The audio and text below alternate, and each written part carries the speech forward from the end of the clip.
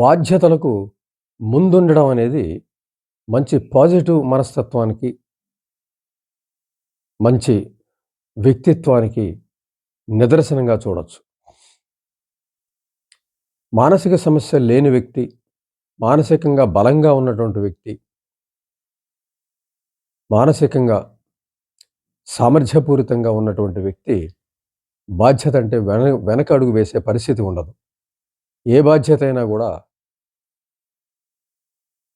సంతోషంగా, ఆనందంగా, అసలు ఏమీ ఆలోచించకుండా ఆ బాధ్యత మీదే దృష్టితోటి అది నెరవేర్చడం అనే దృష్టి మీదే ఆ బాధ్యతని తీసుకొని నిర్వర్తించి విజేతగా నిలిచే అవకాశం ఉంటుంది. అంచేత బాధ్యత తీసుకోవడం అనేది మంచి వ్యక్తిత్వానికి, వ్యక్తి సామర్థ్యానికి, మానసిక బలానికి మనం నిదర్శనంగా చెప్పుకోవచ్చు. అయితే ఎవరు బాధ్యతలు తీసుకోవడానికి భయపడతారు అన్నట్లయితే, ముందు మానసికంగా సమస్యలున్న వ్యక్తి మనోభారంతో ఉండడం జరుగుతూ ఉంటుంది. ఎందుకంటే నిరంతరం వాటి గురించి ఆలోచిస్తూ ఉండడం కారణం. ఆ కారణం వల్ల మానసికమైనటువంటి బలము లేని పరిస్థితి వస్తుంది. మనసు బలహీనమైపోతుంది. ఈ ఆలోచనల బరువే విపరీతమైపోయి ఆ భారం మోయలేక ఏ చిన్న బాధ్యత, ఏ చిన్న పని అయినా కూడా చాలా బాధపడే అవకాశం ఉంది. దాని నుంచి పారిపోవాలనిపించే అవకాశం ఉంది. పారిపోతారు కూడా. బాధ్యత అనంగానే వాళ్ళు పారిపోవడం పరిస్థితి వస్తుంది. అంతకుముందే మానసికమైనటువంటి భారంతో ఉండడం, తమ పరిస్థితే దీనంగా ఉందని అనుకోవడం, తమ సంతోషంగా లేవని భావించడం, ఈ రకంగా ఆ వ్యక్తి బాధ్యత అనంగానే పారిపోయే పరిస్థితి ఉంటుంది. అంటే బాధ్యత తీసుకునే వ్యక్తికి, బాధ్యత అంటే భయపడి పారిపోయే వ్యక్తికి మనం పోల్చి చూసినట్లయితే, బాధ్యత తీసుకునే వ్యక్తి పాజిటివ్‌గా ఉన్నాడు. బాధ్యత తీసుకోని వ్యక్తి నెగెటివ్ భావాలతో బాధపడుతూ ఉన్నాడని మనం గ్రహించాలి. సరే, బాధ్యత తీసుకొని నిర్వర్తించి జీవితాన్ని సక్రమంగా నడుపుకునే వ్యక్తి బాగున్నట్టుగానే లెక్క.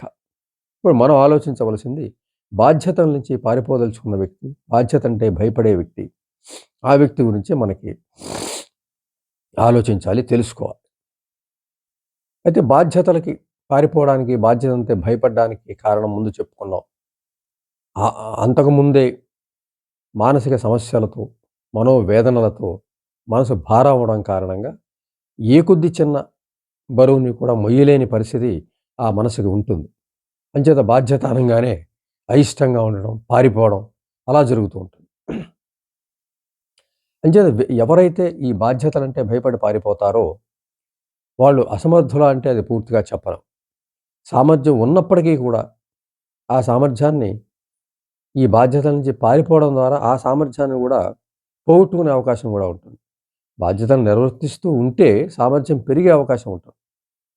కానీ అంతకుముందే ఈ ఇతర మానసిక సమస్యలను ఆలోచిస్తూ, నిరంతరం చింతిస్తూ, మనోభారంతో ఉండడం ద్వారా మరో కొత్త భారాన్ని మోయలేని పరిస్థితులు దాన్ని తిరస్కరించడం జరుగుతూ ఉంటుంది. అయితే మనం ముందు చెప్పుకున్న బాధ్యతలను తీసుకోవడం అనేది మంచి వ్యక్తిత్వం.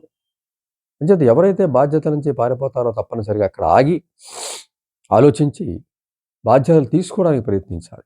ఏదైనా బాధ్యత వచ్చినప్పుడు దాన్ని తీసుకొని ఎలా నిర్వర్తించాలి అనే దాని మీద ఇష్టంగా తీసుకుని, అది జీవిత లక్ష్యంగా తీసుకొని ముందుకు వెళ్ళినట్లయితే ఎందుకు బాధ్యతల నుంచి పారిపోతున్నారో ఆ బాధ నుంచి విముక్తమయ్యే అవకాశం ఉంటుంది.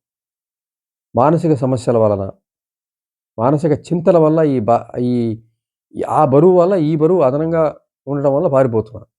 కానీ నిజానికి బాధ్యతను స్వీకరిస్తేనే ఈ మానసిక సమస్యకి సమాధానం దొరుకుతుంది. ఈ మనోభారం తగ్గే అవకాశం కూడా ఉంటుంది. అంచేత ఎప్పుడూ కూడా బాధ్యత అనేది జీవితంలో ఏ వయసుకి తగ్గ బాధ్యత ఆ వయసులో ఉంటుంది. కాబట్టి అప్పటికి తగిన ఆ వయసుతో తగినటువంటి బాధ్యతని స్వీకరించడానికి ముందుండాలి. ఏ బాధ్యత వచ్చినప్పటికీ కూడా అది నాదా, ఇతరులదా, నాకు ప్రయోజనమా, ఇతరులకి ప్రయోజనమా, ఇతరులకు ప్రయోజనం అయితే నాకేమిటి అని ఆలోచించకుండా ప్రతి దాంట్లో కూడా ప్రయోజనం ఉంటుంది. ఇతరులు చేసే సహాయ సహకారాల్లో కూడా ప్రయోజనం ఉంటుంది. మనసు వికసిస్తుంది. విషయాలు తెలుస్తాయి. అనుభవం వస్తుంది. ఆ అనుభవం మన సొంత విషయంలో అది ఉపయోగపడుతుంది. ఎవరితోనూ కల్పించకుండా, ఎవరికీ సహాయం చేయకుండా ఒంటరిగానే బతుకుదాం అనుకుంటే, ముందు నువ్వు ఎదిగే పరిస్థితి ఉండదు. ఆ మనిషి ఎదిగే పరిస్థితి ఉండదు. మానసికంగా కుంచించుకుపోతూ ఉంటాడు. సామర్థ్యాలు బయటికి రావు. అంచేత అటువంటి నారో మైండెడ్‌నెస్‌ని డెవలప్ చేసుకోకుండా, సంకుచిత మనస్తత్వాన్ని డెవలప్ చేసుకోకుండా, విశాల మనస్తత్వంతో ఆలోచిస్తే, ఈ బాధ్యత నాదే, నాకు ప్రయోజనం. ఆ బాధ్యత నాది కాదు, నాకు సంబంధం లేదు. ఇలా ఆలోచించకుండా, జీవితంలో ఎదురైన అన్ని బాధ్యతల్ని బాధ్యతగా స్వీకరిస్తూ, ఆనందంగా స్వీకరిస్తూ, శ్రద్ధ పెట్టి అవి పూర్తి చేసినట్లయితే, మానసికమైనటువంటి సమస్యలకి జవాబు దొరుకుతుంది. మానసికంగా ముందుండొచ్చు. అంతకుముందు పెడుతు బ మనోభారంతో బాధపడుతున్న వ్యక్తి కూడా ఆ భారం నుంచి బయటపడొచ్చు. బాధ్యతలను నిర్వర్తించడంలో మనసుకి చాలా ప్రయోజనాలు కలుగుతూ ఉంటాయి. అంచేత ఆ ప్రయోజనాల్ని పొందడం ద్వారా మనోభారాన్ని తొలగించుకోవచ్చు. ఒక తాళానికి, అంత పెద్ద తాళానికి కూడా చిన్న కీ ఉన్నట్టుగానే, ఆ చిన్న ఎంత పెద్ద మానసిక సమస్య ఉన్నాడో దానికి కీ ఏంటంటే బాధ్యత నిర్వర్తించడం అనుకోవాలి. ఆ బాధ్య ఆ బాధ్యతను నిర్వహించడం ద్వారా ఆ బాధని పోగొట్టుకోవచ్చు. ఆ సమస్యను పరిష్కరించుకోవచ్చు. ఏ మానసిక భారంతో మనం బాధ్యతలు తీసుకోలేక పారిపోతున్నామో, ఆ మానసిక సమస్యను జయించాలంటే బాధ్యతలు తీసుకోవడమే మంచిది. బాధ్యతలు తీసుకోవడమే దానికి మందు. ఆ మందుని మనం తీసుకోకుండా, మందు తీసుకోకుండా రోగానికే భయపడుతూ కూర్చుంటే రోగం ఎలా తగ్గుతుంది? ఏ స మరి ఈ బాధ్యతలు తీసుకోవడానికి కారణం ఏదైతే ఉందో, ఆ కారణానికి మందు ఏదైతే ఉందో దాన్ని వాడాలి కదా! ఈ మానసిక సమస్యల వల్ల మనోభారంతో బాధ్యతలంటే భయపడుతున్నాం. ఒక బాధ్యత తీసుకొని నిర్వర్తిస్తుంటే మనోభారం తగ్గుతుంది. మానసిక సమస్యలు తగ్గుతూ ఉంటాయి. మనసు ఉత్సాహంగా ఉంటుంది. ఈ బాధ్యత నిర్వర్తించడంలో సామర్థ్యం బయటపడుతుంది. ఈ సామర్థ్యం బయటపడింది ఆత్మవిశ్వాసం డెవలప్ అవుతుంది. ఆత్మవిశ్వాసం పెరగడం ద్వారా మానసిక సమస్యలు తగ్గుతాయి. వ్యక్తి గుర్తింపు వస్తుంది. వ్యక్తికి నలుగురు పరిచయాలు ఏర్పడతాయి. స్నేహితులొస్తారు, పరిచయస్తులొస్తారు. గౌరవం పెరుగుతుంది. బాధ్యతలు నిర్వహించే వ్యక్తికి తప్పనిసరిగా గౌరవం ఉంటుంది. ఈ రకమైన అన్ని లాభాలు బాధ్యతలు నిర్వర్తించడంలో ఉండగా, మందులాంటి అటువంటి బాధ్యత నిర్వహణ అనేది వదిలేసి, ఈ మానసిక సమస్యలతో కొనసాగడం చాలా తప్పు. దానిచేత జీవితంలో బాధ్యతలు నిర్వర్తించడం అనేది అది ఒక మందు అని అనుకోవాలి. నువ్వు పారిపోతున్నావు అంటేనే నీకు మానసిక సమస్య ఉందని అర్థం. నువ్వు నువ్వు ఒక బాధ్యత వచ్చినప్పుడు మందు నీ దగ్గరికి వస్తోంది. కానీ నువ్వు మందుని వదిలేసి మళ్ళీ సమస్యలోకి వెళ్లదలుచుకుంటున్నావు.